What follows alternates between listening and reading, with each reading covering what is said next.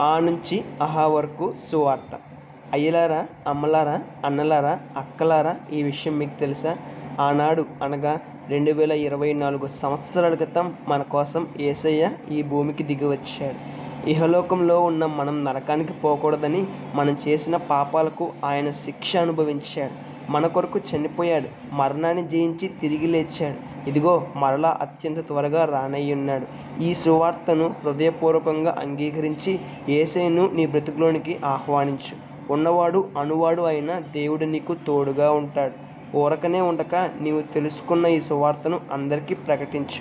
ఋషులు, మహారుషులు ఎన్నో తపస్సులు, యాగాలు, మంత్రాలు చేసినా లభించని పరలోకరాజ్యం మనం ఉచితంగా పొందుకోగలము.